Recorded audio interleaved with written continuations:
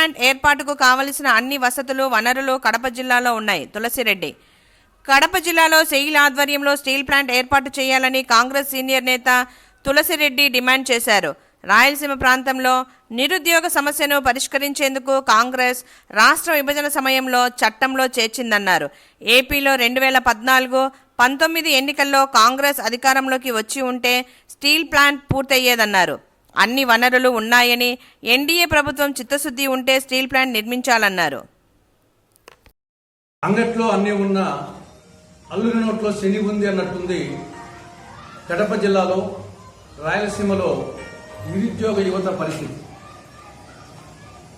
కడప జిల్లాలో రాయలసీమ ప్రాంతంలో నిరుద్యోగ సమస్యను శాశ్వతంగా పరిష్కరించాలనే ఉద్దేశంతో రాష్ట్ర విభజన సందర్భంగా ఆ రోజు సోనియా గాంధీ గారి మార్గదర్శకత్వంలో మన్మోహన్ సింగ్ గారి ప్రభుత్వం కడప జిల్లాలో steel authority of India limited ఆధ్వర్యంలో సెయిల్ ఆధ్వర్యంలో ఒక సమీకృత ఉక్కు కర్మాగారాన్ని నిర్మించాలని ఆ రోజు చట్టంలో 18వ షెడ్యూల్లో చేర్చడం జరిగింది.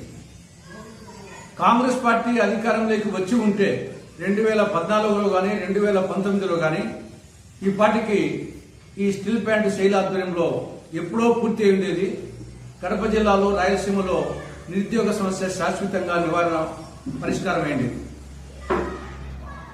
కడప జిల్లాలో స్టీల్ ప్లాంట్ కావాల్సిన అన్ని హంగులు ఉన్నాయి.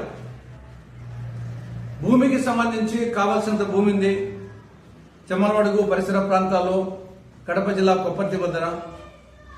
నీటికి సంబంధించి జిల్లాలో గండికోట రిజర్వాయర్ ఉంది, మైలవరం రిజర్వాయర్ ఉంది, బ్రహ్మసాగర్ రిజర్వాయర్ ఉంది, పక్కనే సోమశల రిజర్వాయర్ ఉంది.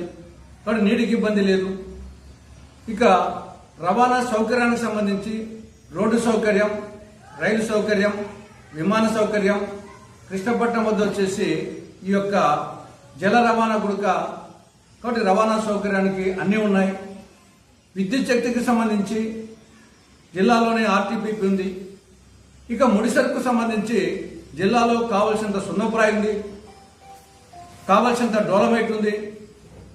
హేమటైట్కు మ్యాగ్నెటైట్కు సంబంధించి కొంతమేరకు జిల్లాలో ఉంది. మిగతాది అటు అనంతపురం జిల్లాలో, ఇట్లు బళ్ళారిలో, ఇట్లు ప్రకాశం జిల్లాలో కొంత ఉంది. కాబట్టి అన్ని హంగులు ఉన్నాయి. సెయిల్ ఆధ్వర్యంలో స్టీల్ ప్లాంట్కి కావాల్సినటువంటి హంగులు.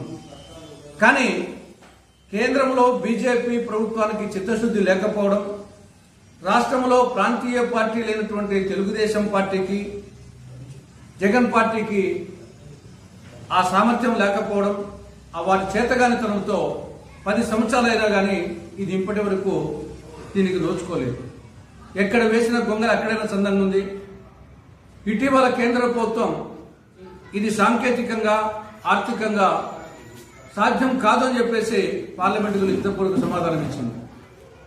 కానీ ఇప్పటికైనా కేంద్రంలో టీడీపీ మీద, జనసేన మీద ఆధారపడినటువంటి కేంద్ర ప్రభుత్వం ఉంది. ఇప్పుడు గతంలో అంటే బీజేపీకి పూర్తి మెజార్టీ ఉన్నది. 2014లో కానీ 2019లో కానీ సరే రాష్ట్ర ప్రభుత్వం కేర్ చేయలేదు. అటు టీడీపీని, జగన్ పార్టీ అంటే అర్థం ఉంది. కానీ ఇప్పుడు ఆ పరిస్థితి లేదు. బీజేపీకి పూర్తి మెజారిటీ లేదు. ఎన్డీఏలో బీజేపీ తర్వాత 2వ పెద్ద పార్టీ టీడీపీనే. 16 మంది ఎంపీలు ఉన్నారు. అదేవిధంగా జగన్ పార్టీకి రాజ్యసభలో 11 మంది ఎంపీలు ఉన్నారు. ఒదిక్కు నవీన్ పట్నాయక్ బీజేపీకి దూరం అయ్యాడు.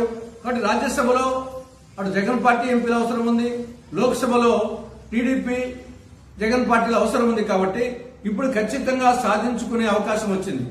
కాబట్టి ఇప్పటికైనా సరే ప్రాంతీయ పార్టీలకు, అటు టీడీపీకి కానీ, ఇటు జగన్ పార్టీకి కానీ, జనసేన పార్టీకి కానీ నిజంగా కడప రాయలసీమ నిరుద్యోగ యువత పట్ల చిత్తశుద్ధి ఉంటే మీరు చిత్తశుద్ధితో కృషి చేసి కేంద్ర ప్రభుత్వము కడప జిల్లాలో సెయిల్ ఆధ్వర్యంలో చట్టం ప్రకారంగా స్టీల్ ప్లాంట్ ఏర్పాటు చేసే విధంగా చేయాలని కాంగ్రెస్ పార్టీ డిమాండ్ చేస్తా ఉంది.